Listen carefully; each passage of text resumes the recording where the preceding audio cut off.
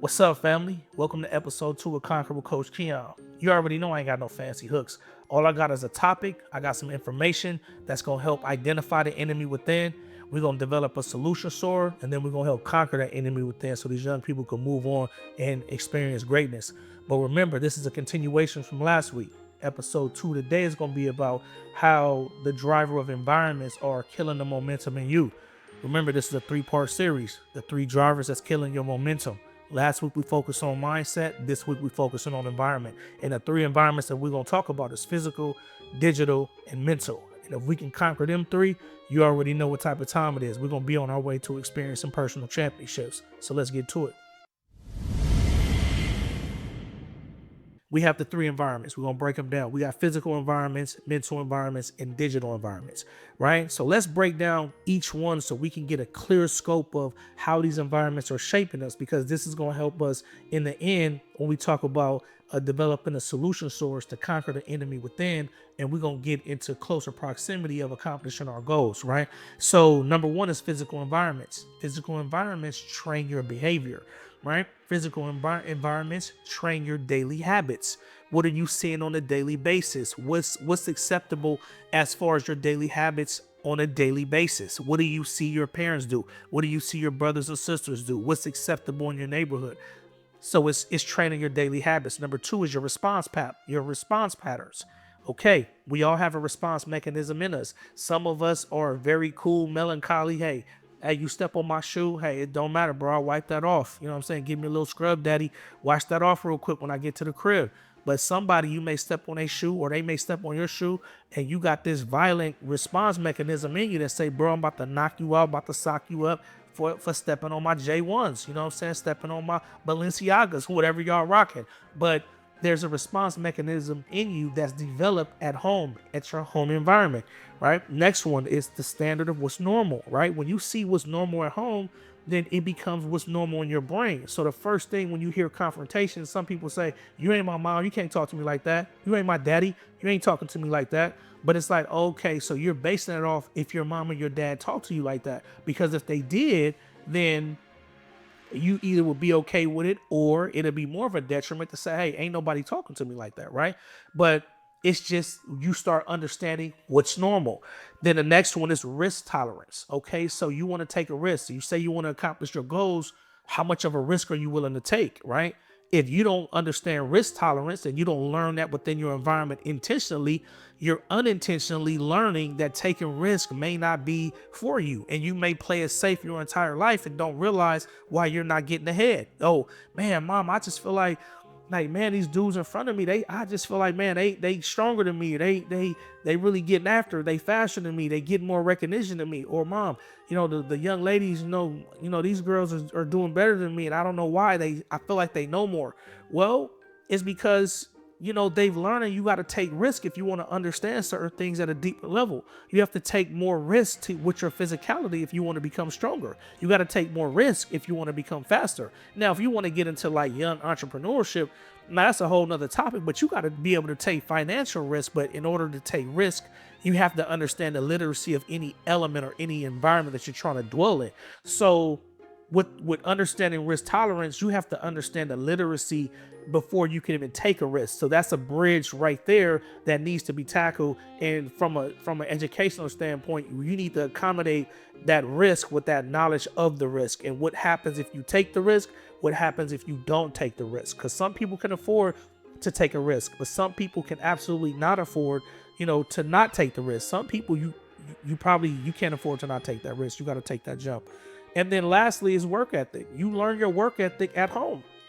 Sometimes kids they can't fathom folding up laundry. They can't fathom folding up clothes. They can't fathom taking out the trash. They can't fathom chores, because everything that they do, they feel like, hey, it has to come with some level of compensation. And at home, you learn work ethic. You kind of learn work ethic for absolutely free when you growing up. At least that's how it was for me. It's not like you work and you don't get paid nothing, but you work and you get taken care of. But it's so many different incentivized things that your parents have to do for you, whether you are a good or a bad kid, or whether you listen or not. There's certain responsibilities of parents that's just the cost of business. So the chores and all that in exchange for money is extra, but you learn that work ethic there. So those are the ones that we're talking about, how home how the physical environment trains your behavior, your home environment. That's how it trains your behavior. Now, your mental environment changes your beliefs. Your mental environment trains your beliefs. What do I mean by that? Your mental environment trains how you see yourself. How you see yourself when you wake up in the morning, how you see yourself because of your parents, they give you, honors like, hey man, you look good. Hey, sweetheart, you look good. You looking good. You looking fine. You're in shape. I like the way that you're taking heed to the knowledge that you learned at school. I like the way you moving. I like the way you understanding the lessons. Hey, do you have any issues? Do you have any problems that we need to talk about? So those self images is like, what do you take with you as far as how you communicate, how you're communicated with, how do you see yourself? What are your subconsciousness tell you? What is your confidence like? What is your intellect like? It's all shaped, within the mindset, based on your physical environment or what's poured into you. How it trains your mindset is how you process the information that's put into you, right? So then number 2 is expectation. Your mental environments train your belief system, which part of that is your expectations. What do you expect from an individual? What do you expect to give? What do you expect to get back? What do you understand about the value exchange? If I give a good work ethic in class, I'm going to get a good grade. But if I give a good attitude in class and don't do my homework, then I may receive a bad grade. So you have to understand that there's a value exchange even with expectations, because in order to expect something, you got to be able to give something. And in order to expect something from somebody else, you have to be able to reciprocate that as well. You can't just go around expecting and not putting in the work too. Next is language. Next is language and communication. That's a mindset thing, because how you communicate with others and how you're communicated with is one of those things that is processed within your mindset. It's a lot of people that they suffer with abuse, right? They're abused and they've been abused. There's some adults that's walking around that have unconquered abuse within them, untapped abuse that's within them, so they in turn abuse others. And sometimes you could be a victim of that. And that's something that you have to deal with, because sometimes that language, you can be abused and then you could start abusing people, or you could be abused or verbally abused and you're completely standoffish, and it affects the way you communicate. So when you think about the saying hurt people, that's where it comes from, is that, yeah, you got talked to or you got verbally abused and you internalized it in a way that now your expressions are predicated on how you were spoken to. Then next is emotional regulation. How do you regulate your emotions when things get tough? Like, are you just a reactor, like you just be wilding out, or is there a mechanism that you have in place that you can regulate your emotions even in the midst of chaos? So for me, I used to be a violent person. Like, I used to react just sporadically, and it's just like, nah, let's just get right to it. But now I'm to the point to where if somebody upsets me, the first thing I try to do is, in my mind, I know this sounds crazy, but the first thing I do is I say, man, I wonder what they dealt with yesterday that they didn't handle or they didn't conquer that carried over for today. Because whatever just happened right now, it wasn't that serious, but they wilding out. And that helps me try to understand the person's perspective before I wild out. So let's just say, for instance, if you're in a classroom and you're a teacher and your kids is acting wild, you may think that kid have behavior issues. I will look at that and say, hey, that behavior issue came from something, right? It came from something. I'm not going to just, hey, you a bad kid. I'm going to say, hey, you know what? I need to diagnose. I need to do a little bit more investigation on where this behavior came from, because if I can get to the root of the behavior, then I can have a better understanding going forward. So that's how I regulate my emotions in the midst of chaos. I try to get to the vantage point of the other person as quickly as possible. All right. So now let's go to digital environments. How digital environments is shaking you up, man. Because digital environments, it trains your focus, right? Let's get right to it. You think about attention spans. You on YouTube, you're on Instagram, you're on Facebook, you're on TikTok, you scrolling. You spending your entire life just liking and reposting the mindset and the words of other people, the emotions and the feelings of other people. You 30 seconds at a time, 40 seconds at a time, then you moving right on.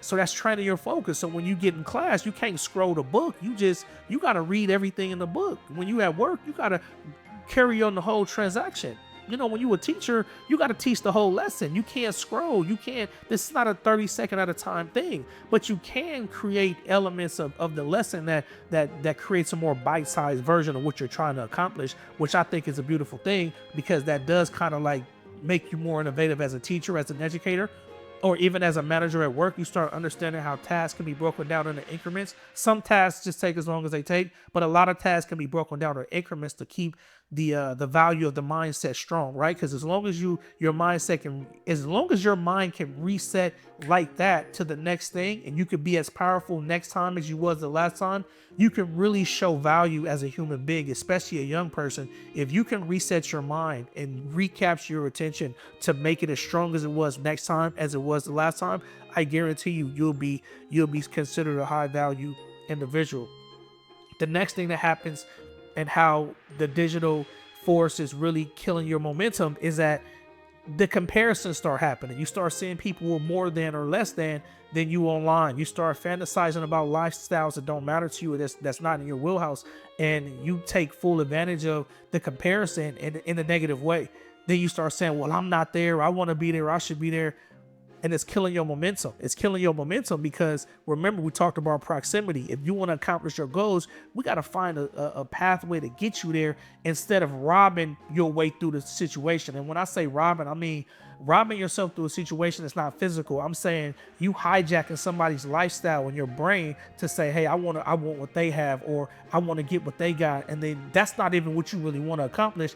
You just like the end goal of what they have. So you just adopted things that people are doing out of sequence. So that's how the digital environment is shaking up your momentum.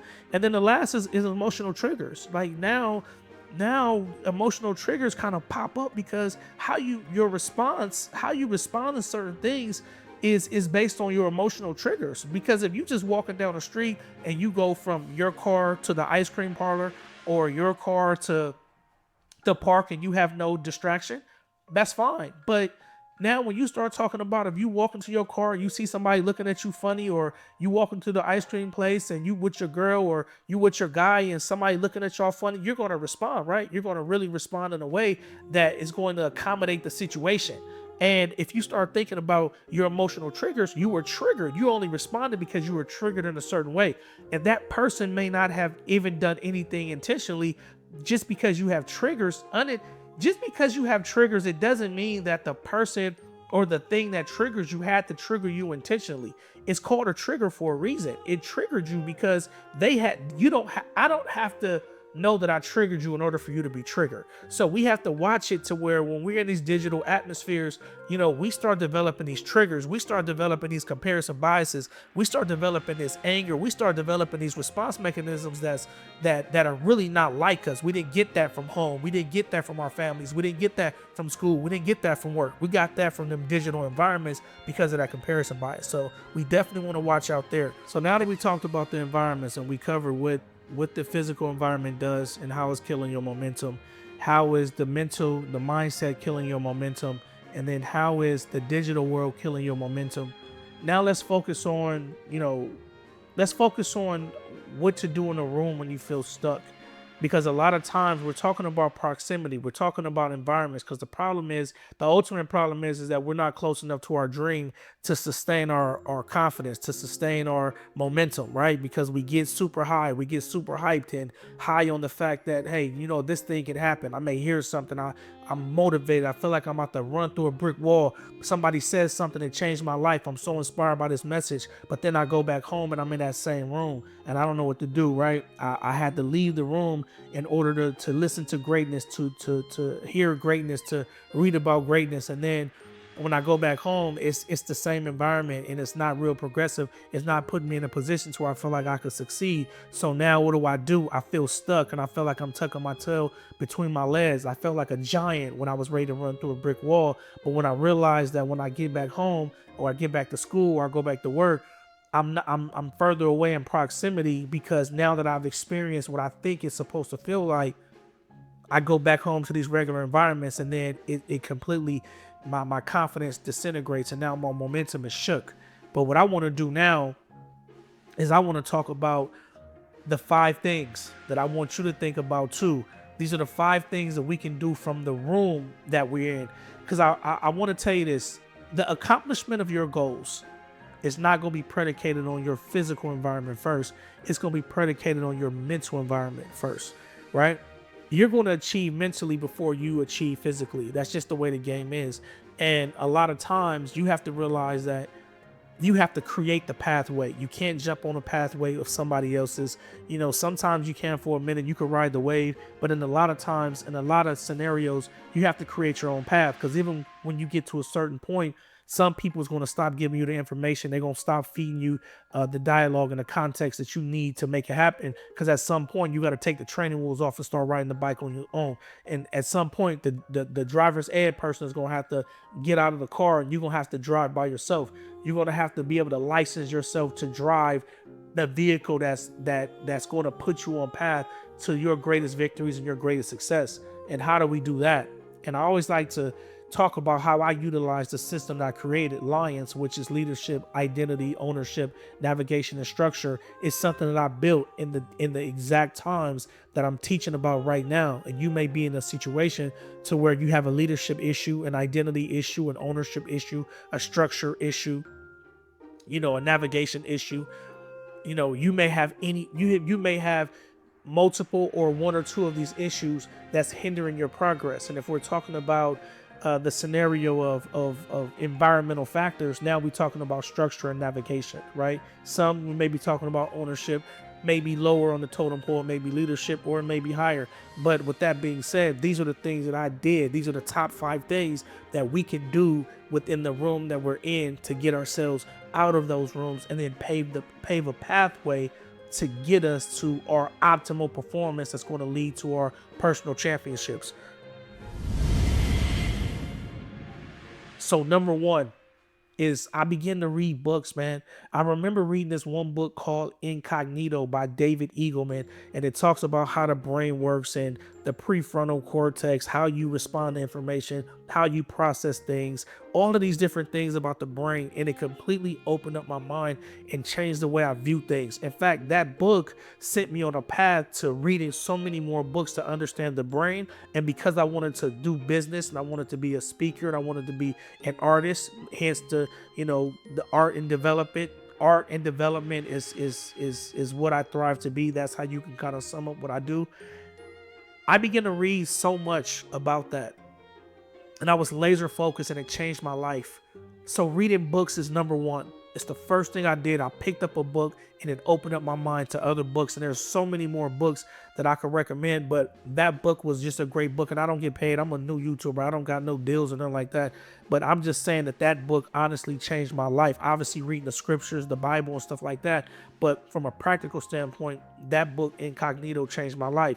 But you know, it's not about reading self-help. It's not about reading motivation. I'm not looking for motivation. I'm looking for understanding. Motivation is only going to take you so far. But why does books work? You know, your physical room may not change, but your mental environment begins to. Once you start reading books, now I remember, I think it was Tony Robbins that said he found his mentors in books. And at first, and sometimes you got to be able to read those books and read those stories and understand what's going on within these stories so that you can adopt some principles, not exactly what they saying, but adopt the principles that can apply to your life, and watch how that mental environment begins to change. And then you begin to get real life confidence and not the artificial confidence that comes from hype. Number 2, I began to study people's experiences. So I got on YouTube. I used to get on YouTube. I used to read books and then get on YouTube.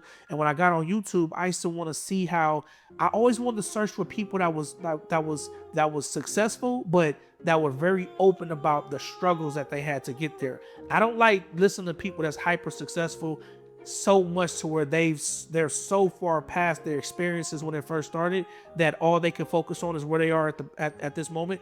I'm not mad at that. I'm just saying at the time that I was in, I didn't need to read or watch nothing that was so far away from me accomplishing that I got so intimidated, or my confidence kind of disintegrated because I felt like I was going to need too much to get there. So I always like to pay attention to the individuals that always talked about how they struggled and what they did to get out of those struggles. But I didn't listen for instruction. I listen for the experience, because I figured if I could listen to you, like, don't give me 5 ways to get out of a rut. Give me 5 things that you did, and then hopefully I can pull from those 5 things, and then I can be inspired to pick my own 5 things, or if those 5 things align, I can use your 5 things. So that's just kind of how I picked it up. But why does reading books work? I mean, why does studying content works? Why does studying the stories of other people? Because stories build belief, right? Stories build belief, and belief builds courage. And when courage is built, then you start building momentum. Because once you have courage, once you have belief, and then you have courage, then you're going to start developing some momentum. Because now when you start reading, and then you start listening, and then you start understanding, now your mind kind of takes a step back and say, hey, I'm not processing just to process, I'm processing to execute, right? Which leads to number 3. I used to learn, apply, adjust, and then repeat. Learn, apply, adjust, and then repeat. The one thing that I love the most about my journey is my ability to learn and apply. And then I go back and make adjustments. And then once I make the adjustments, and then I'll go and repeat, and I'll try it again. Some things absolutely work. Some things I absolutely throw in the trash. But don't ever be a hoarder of knowledge. Try to acquire knowledge that's going to lead to something. You get enough of that in school. You get enough of that at work. You get enough of that at home. So when you start talking about trying to change the trajectory of your life, what's the use of reading just to hoard the information just so you can win a trivia contest at the barbershop? Nah, why don't you read something to apply it, to get the experience? Then you apply it. Then when you apply it, make adjustments to make it fit. And then when you make the adjustments, hey, polish it up and refine it and make it perfect. Not perfect for everybody, but perfect for you. Because remember, with all this, only thing we're trying to do is create a vehicle, right? We're just changing the mindset of the driver that's creating the vehicle that's going to create a path, that's going to drive us along the pathway to get us to our personal championships. That's what we're trying to accomplish. Number 4 is I knew I needed a coach.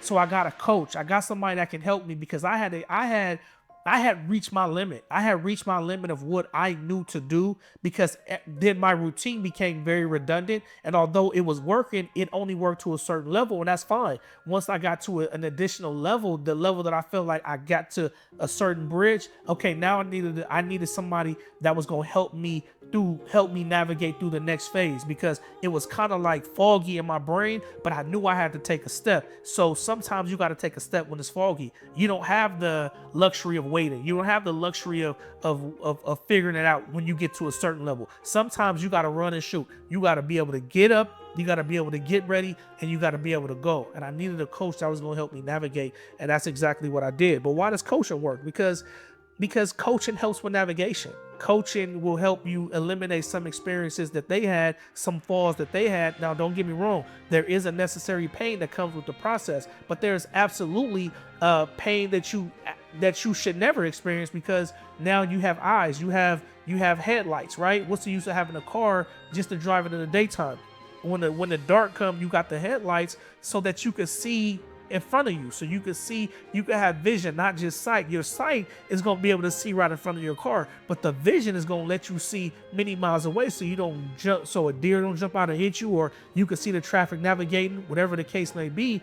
You want to make sure that you have that extra pair of headlights, and that's exactly what a coach did for me. And then number 5, lastly, you have to build while learning. Now that you've done the top 4, you read the books, you're looking at the information, right? You're trying, you're repeating, you're doing these things, you're learning these lessons, you're listening to your coach. Now it's time to build the product. Now it's time to build the business. Now it's time to put all of your knowledge and your intellect together to say, hey, you know what? I'm about to identify what I want.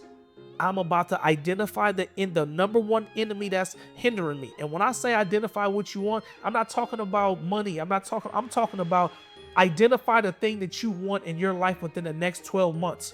And then you become laser focused. And then you say, okay, in order for me to accomplish this, I have to identify the barrier that's really the enemy within that's hindering me.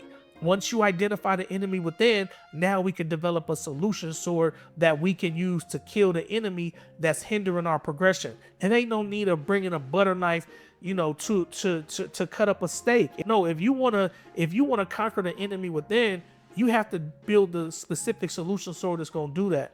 And then once you do that, then you're going to be on your way to greatness. But you have to be able to build it. Your confidence is going to be built. Your resilience is going to be built. Your system is going to be built all from the room, all from the environment that you're in right now. Because from the room that you're in right now is where you're going to close the proximity. You're going to close the gap. You're going to put yourself in a closer proximity of accomplishing your dreams. But again, I'm going to end with this.